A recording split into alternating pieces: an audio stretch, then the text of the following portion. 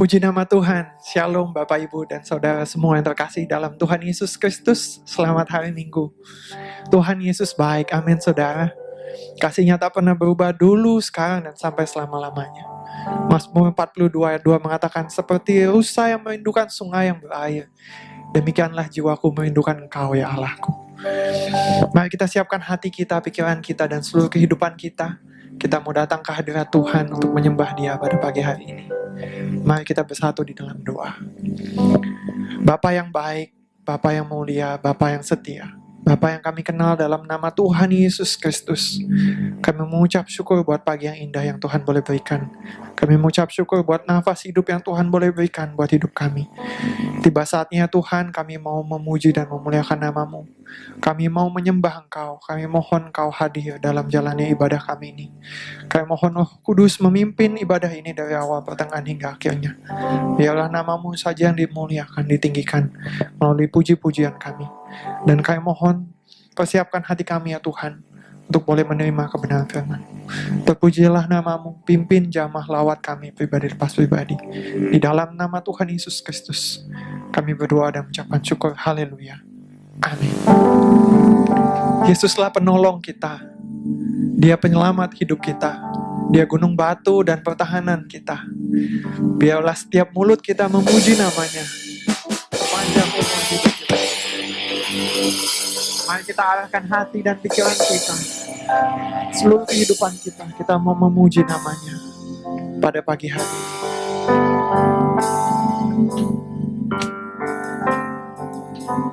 Kau Tuhan, penolong dalam hidupku. Ku percaya hanya kepadamu. Kau pegang tanganku dan tuntun langkahku.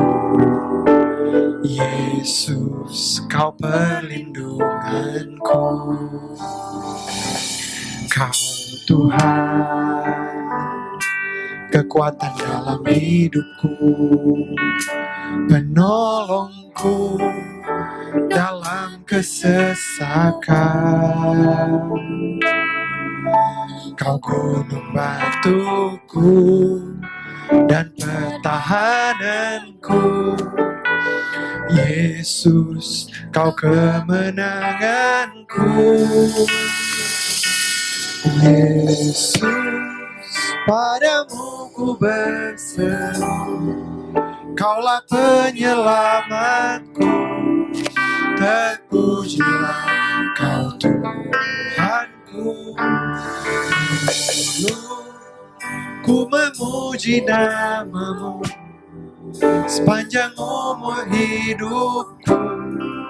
Terpujilah Kau Tuhanku di atas segalanya.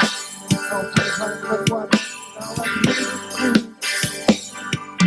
Kau Tuhan, kekuatan dalam hidupku, penolongku dalam kesesakan.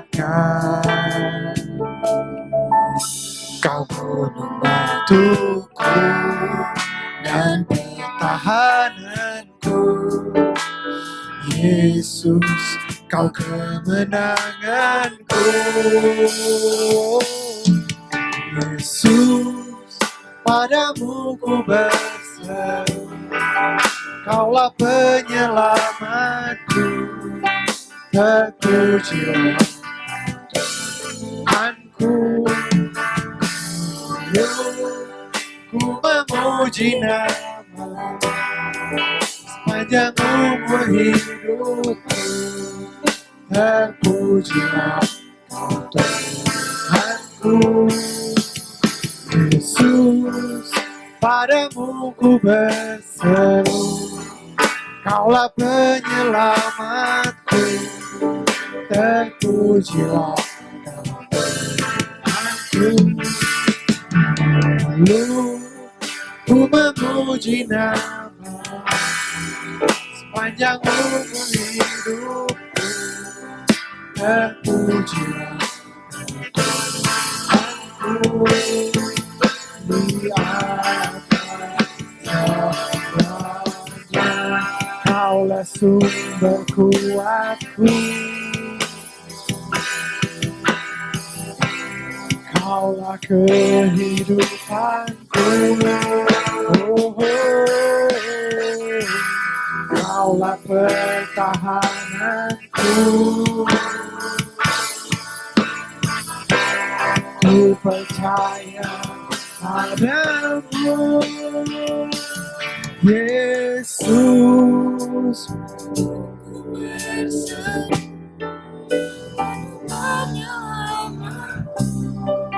Terpujilah Kau Tuhanku.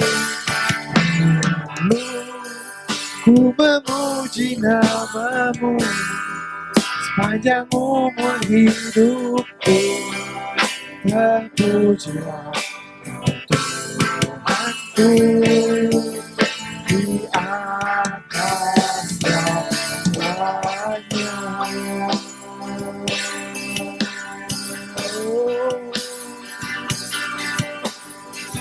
Haleluya.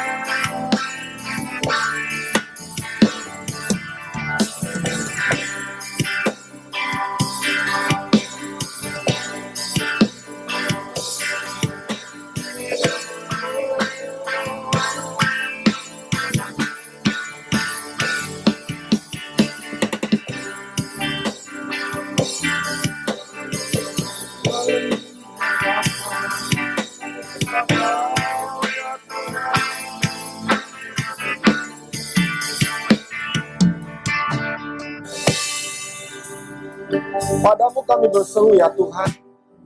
Engkaulah pertolongan kami, Engkaulah kekuatan kami, Engkaulah pertahanan kami di dalam masa sukar dan sulit. Kepadamu kami berseru, kepadamu kami memohon ya Tuhan. Oleh sebab itu pada pagi hari ini, berkati telinga dan hati pikiran kami semua untuk kami menerima sabda kebenaran firman-Mu.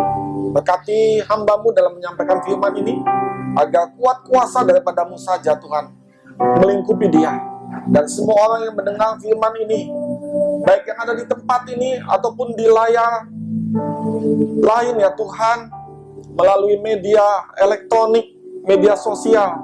Tuhan memberkati supaya kami ditegur oleh-Mu, kami dikuatkan oleh-Mu, kami dijamah oleh-Mu, dan kebenaran firman-Mu menjadi tuntunan di dalam hidup kami. Di dalam nama Tuhan Yesus Kristus, kami siap mendengarkan firman Allah ini. Kasih kemurahan Allah berlaku bagi kami semua. Kita yang percaya dengan sukacita menyambut kebenaran firman Allah berkata, amin. Shalom, Bapak Ibu, saudara yang kasih di dalam Tuhan. Kita jumpa lagi pada ibadah online Gereja Robot Filia pada pagi hari ini. Kita hampir lupa bahwa 2 minggu ke depan atau 10 hari ke depan, kita akan merayakan Jumat Agung dan Paskah. Tetapi suasana tidak memungkinkan untuk kita bertemu satu dengan yang lain, maka kita akan mendengarkan firman Allah melalui media online. Judul firman Allah pada pagi hari ini adalah tambahkanlah iman kami. Lukas pasal 17 ayat 5 bunyinya seperti ini. Lalu kata rasul-rasul itu kepada Tuhan, tambahkanlah iman kami. Saya akan ambil khotbah saya dari Yohanes pasal 8 ayat 1 sampai yang ke-11. Ini menceritakan tentang Yesus pada malam itu ketika ia mau ditangkap. Dalam suasana yang mencekam, banyak orang datang di situ, ya, tokoh-tokoh agama, bahkan orang-orang yang tidak diundang. Dan Yesus bersama murid-muridnya datang ke tempat itu. Suasana itu begitu mencekam, sehingga pada malam itu nampaklah karakter asli dari tiap-tiap orang yang ada di sekeliling Yesus itu. Yang pertama adalah orang-orang upahan. Yohanes 18 ayat yang ketiga. Maka datanglah Yudas juga ke situ dengan sepasukan prajurit dan penjaga-penjaga bait Allah yang disuruh oleh imam-imam kepala dan orang-orang Farisi, lengkap dengan lentera, suluh dan senjata. Ya, ini adalah tipe yang pertama dari 5 tipe orang yang ada datang pada malam itu, yaitu orang-orang upahan. Dalam Injil Markus dikatakan datang juga di situ orang banyak membawa pentung. Jadi inilah tipe manusia yang hidup karena uang. Kalau mereka didapat uang, mereka akan melakukan apapun demi uang. Dan pada malam itu mengelilingi Yesus dengan senjata yang lengkap, dengan lentera, dengan pentung. Orang-orang ini berteriak-teriak dan suasana itu begitu mencekam. Tipe yang kedua adalah orang-orang munafik. Masih ayat yang ketiga. Maka datanglah Yudas juga ke situ dengan sepasukan prajurit dan penjaga-penjaga bait Allah yang disuruh oleh imam-imam kepala dan orang-orang Farisi lengkap dengan lentera, suluh, dan senjata. Yang kedua ini adalah orang-orang munafik, yaitu orang-orang Farisi dan imam-imam kepala. Mereka adalah orang-orang yang memanfaatkan jabatan agama, kedudukan yang manis pada zaman itu, untuk mencari keuntungan sendiri. Mereka tidak melakukan firman Tuhan walaupun mereka lebih tahu daripada orang banyak. Dan hati-hati dalam hidup kita, apakah kita juga melayani seperti ini hanya untuk mencari keuntungan pribadi diri kita sendiri. Jauhi hal ini, karena orang-orang munafik seperti Farisi dan imam-imam kepala, Alkitab katakan tidak akan pernah mendapat bagian dalam kerajaan Allah. Yang ketiga adalah orang yang berkhianat. Ayat yang kedua. Yudas yang mengkhianati Yesus tahu juga tempat itu, karena Yesus sering berkumpul di situ dengan murid-muridnya. Inilah tipe satu murid yang berbeda sendiri. Kalau kita pelajari, Yudas ini sudah beberapa kali ditegur oleh Tuhan untuk masalah pribadinya, karena ia suka mencuri perbendaharaan uang atau kas rombongan atau Tuhan dengan para muridnya. Tapi sayang pada malam hari itu, puncak daripada keinginannya tertuang pada malam itu.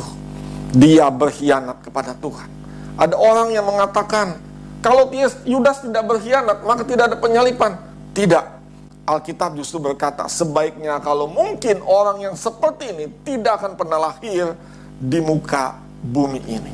Dalam pengiringan kita, janganlah kita pernah berkhianat kepada Tuhan. Yang keempat adalah orang yang emosional. Yohanes 18 ayatnya yang ke-10. Lalu Simon Petrus yang membawa pedang menghunus pedang itu, menetakannya kepada hamba imam besar dan memutuskan telinga kanannya. Nama hamba itu Malkus. Ya, ini adalah tipe orang yang emosional. Dia ingin mati bersama Tuhan. Dia ingin bahwa Tuhan menjadi raja bagi bangsa Israel, menggantikan posisi daripada kerajaan Romawi yang menjajah orang Israel pada zaman itu. Dia begitu emosional. Kemungkinan besar dia mengambil pedang dan dia ingin membunuh salah seorang yang hadir di situ atau prajurit di tempat itu. Tetapi yang kena adalah telinganya. Lalu Yesus mengembalikan telinga orang itu, memungutnya, menempelkannya kembali dan hidup. Siapakah di antara kita yang mungkin punya karakter sama, yang emosional seperti Petrus ini? Walaupun usianya lebih lanjut daripada Tuhan sendiri, tapi emosionalnya meluap-luap sehingga ia tidak mampu menguasai dirinya. Yang kelima adalah tipe orang-orang yang kurang iman. Yohanes 18 ayat 8 dan ke-9. Jawab Yesus, telah kukatakan kepadamu, akulah dia. Jika aku yang kamu cari, biarkanlah mereka ini pergi. Demikian hendaknya supaya genaplah firman yang telah dikatakannya. Dari mereka yang engkau serahkan kepadaku, tidak seorang pun yang kubiarkan binasa. Ya, tipe yang kelima adalah orang-orang yang kurang iman, yaitu murid-murid Tuhan. Ya, mereka ketakutan, takut mati, takut nyawanya hilang atau bagaimana dan sebagainya. Dia takut binasa. Bukan hanya kurang iman, takut lalu ia pergi menjauh. Padahal murid-murid Tuhan ini pernah melihat banyak mujizat di depan mata mereka sendiri. Bahkan mereka mengalami banyak mujizat. Ketika mereka di danau dengan perahu yang digoncangkan oleh angin badai, Tuhan yang tidur di buritan dipanggil dan menyelamatkan, menenangkan angin badai itu. Depan mata mereka, mereka juga melihat Lazarus yang dibangkitkan dari antara orang mati. Mereka melihat orang buta dicelikan, orang timpang berjalan, dan sebagainya. Penyakit kusta disembuhkan. Mereka bahkan memanggil Yesus sebagai Tuhan. Bahkan Petrus memanggil Yesus sebagai Mesias. Tetapi sayang-sayang, mereka tidak pernah mengenakan Yesus dalam hidup. Mungkin inilah gambaran daripada hidup kita. Tidak semua orang datang ke gereja memanggil nama Tuhan Yesus atau memanggil nama Mesias, tetapi mengalami dan mengenakan Tuhan dalam hidupnya. Tidak semua orang yang berseru, bernyanyi, mengangkat tangan, memanggil nama Yesus, Engkaulah Tuhan penyelamatku, tetapi tidak mengenakan Yesus dalam hidupnya. Kalau Yesus rendah hati, mungkin kita kurang rendah hati. Kalau Yesus rajin memberi, mungkin kita tidak rajin memberi. Yesus rajin berdoa, terkadang kita tidak berdoa. Dengan kata lain, tipe kelima ini mirip dengan pribadi kita. Banyak orang seperti ini, kehilangan pegangan, kehilangan iman ketika menghadapi masalah. Dan itulah yang terjadi pada malam yang mencekam itu, di mana semua karakter asli orang tergambar di situ. Lalu pertanyaannya adalah, mengapa Yesus membiarkan murid-muridnya ini untuk pergi? Perhatikan baik-baik. Yang pertama adalah, Yesus ingin menggenapi perintah Bapa, yaitu dia harus minum cawan perjanjian, cawan yang membawa keselamatan bagi kita semua ini. Perhatikan baik-baik apa yang Tuhan mau lakukan bagi kita. Kalau saat itu muridnya dibiarkan, maka murid-muridnya akan ikut mati bersama-sama dengan dia. Tetapi murid-muridnya meninggalkan dia seorang diri. Yohanes pasal 18 ayat yang ke-11. Kata Yesus kepada Petrus, "Sarungkan pedangmu itu. Bukankah aku harus minum cawan yang diberikan Bapa kepadaku?" Ya, cawan yang harus diberikan oleh Bapa kepada Yesus. Maka ia membiarkan murid-muridnya itu untuk pergi meninggalkan dia. Jadi apa kuncinya? Yang pertama, Yesus itu menggenapi perintah Bapa. Dia harus menggenapi bahwa dia harus minum cawan perjanjian itu. Tanda perjanjian bahwa dia akan disalib. Tanda perjanjian dengan darahnya yang kudus. Tanda perjanjian bahwa dia akan disiksa. Bahwa dia akan diserahkan kepada tangan orang berdosa. Dan tanda perjanjian itu dipikulnya sendiri. Walaupun murid-muridnya meninggalkan dia. Dan yang kedua, mengapa Yesus membiarkan muridnya untuk pergi adalah menggenapi rencana bagi murid-muridnya. Supaya murid-muridnya menjadi rasul bagi Injil Tuhan. Setelah Yesus bangkit dari maut, barulah iman percaya mereka itu nyata. Tahu kalau Yesus itu adalah Tuhan. Dan mereka tidak meninggalkan Tuhan lagi seperti dahulu. Maka dari 11 orang yang meninggalkan Yesus pada malam itu, 10 diantaranya mati martir karena Injil Tuhan. Dan hanya Rasul Yohanes yang paling muda mati karena sakit tua sekembalinya ia dari Pulau Patmos. Jadi apa kesimpulan yang kita dapatkan? Yang kesimpulan yang kita dapatkan adalah seperti ini. Ada seorang bertanya kepada saya, mengapa saya harus beribadah? Mengapa saya harus berdoa? Mengapa saya harus hidup benar? Mengapa saya harus melayani Tuhan? Kuncinya cuma satu. Karena Yesus ingin menggenapi rencana yang mulia pada setiap kita. Supaya rencana yang mulia itu ada di dalam setiap pribadi kita. Sampai kapan? Jawabnya kita tidak mengerti, tapi sampai rencana yang mulia itu ada pada diri kita. Kita mesti dikikis dari sifat-sifat yang tidak baik. Dari sifat-sifat yang egois. Dari sifat-sifat yang meremehkan orang lain. Dari sifat-sifat angkuh. Tidak sungguh-sungguh mengiring Tuhan. Tidak sungguh-sungguh melayani Tuhan. Dari sifat-sifat kenajisan dan sebagainya. Bahkan rencana Allah untuk memakai hidup kita harus digenapi. Itulah tujuan Yesus hadir dalam diri kita ini. Kalau dulu mungkin kita hadir pada zaman itu Mungkin kita hanya 3 hal. Yang pertama, kita termasuk pada orang yang mengikut Tuhan. Yang kedua, kita termasuk pada orang yang berkhianat. Dan yang ketiga, kita termasuk pada orang yang meninggalkan Tuhan. Tapi kalau melihat suasana seperti itu, kemungkinan besar, kata seorang teolog, kita menjadi orang yang meninggalkan Tuhan. Karena suasana yang mencekam. Murid-muridnya saja meninggalkan Tuhan. Apalagi dengan kita. Hari ini kita belajar. Seperti Tuhan. Dia menggenapi perintah Bapanya. Dan dia menggenapi rencana bagi muridnya. Untuk menjadi rasul bagi Injil Tuhan di muka bumi. Tujuannya adalah Yesus ingin menggenapi rencananya yang mulia bagi hidup kita. Siapakah kita? Kita adalah orang yang sedang direncanakan oleh Allah untuk menggenapi rencananya yang mulia di muka bumi ini. Marilah kita hidup benar di hadapan Tuhan. Jangan penuh dengan kemunafikan seperti orang Farisi dan imam-imam kepala. Jangan menjadi orang upahan. Jangan menjadi orang yang penuh emosional. Jangan menjadi orang yang kurang iman, tetapi orang yang hidup di dalam rencana Allah yang mulia. Dan itu yang Tuhan inginkan di dalam kehidupan ini. Percayakah saudara bahwa Tuhan begitu setia bagi hidup saudara dan saya. Hari ini, setelah kita mendengar firman Allah ini, tanamkan dalam diri kita, apa tujuan kita mengiring Tuhan? Cuman satu, supaya rencana Allah genap di dalam kehidupan ini. Kita berdoa, kita nyanyikan satu pujian yang indah di hadapan Tuhan. Arahkan hati kita nyanyikan pujian ini dengan kesungguhan. Walau ku tak dapat melihat.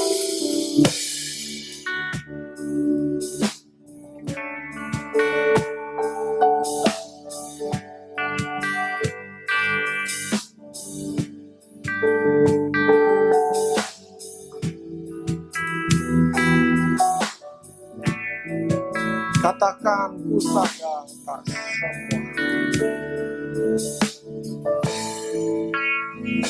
Ku sadar tak semua dapat aku miliki di dalam hidupku. Hatiku percaya rancanganmu bagiku adalah yang terbaik. Katakan walau ku tak dapat melihat, walau ku tak dapat melihat semua rencanamu Tuhan, namun hatiku tetap memandang padamu. Kau tuntun langkahku, walau ku tak dapat berharap, walau ku tak dapat berharap atas kenyataan hidupku. Katakan namun hatiku tetap memandang padamu. Hatiku tetap memandang padamu. Kau ada untukku. Namun hatiku tetap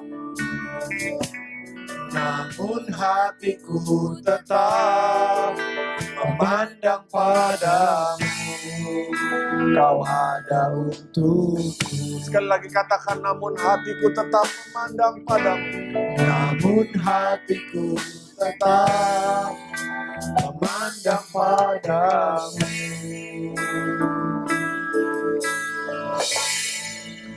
Kau ada untukku.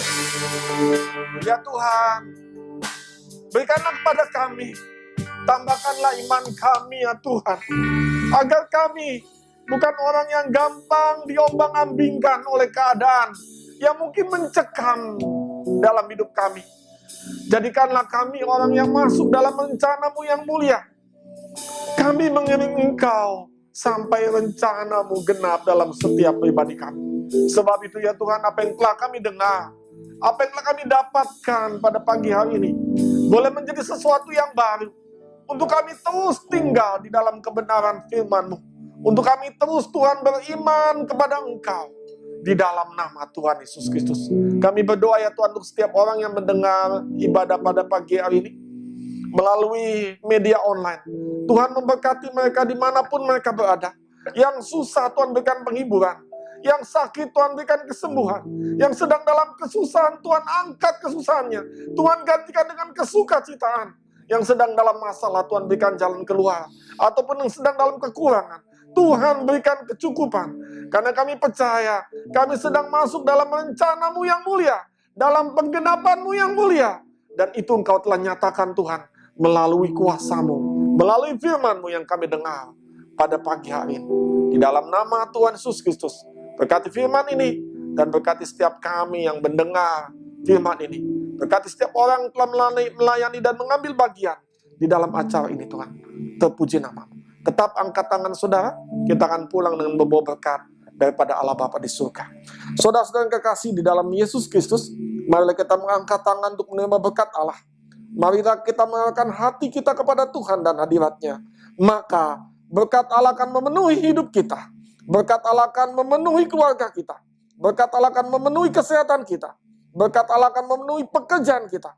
Sebab itu jadilah saluran berkat bagi sesama. Dan jadilah saksi. Jadilah terang, milikilah hidup yang berkemenangan dimanapun saudara berada. Dan akhirnya, saudara-saudara yang kekasih, mari kita pulang dengan berkat daripada Allah Bapa, kasih karunia dan damai sejahtera dari Tuhan Yesus Kristus, dan persekutuan dengan Allah Roh Kudus, menyertai kita sekalian, mulai hari ini sampai Maranatha, Tuhan Yesus datang kembali yang kedua kali.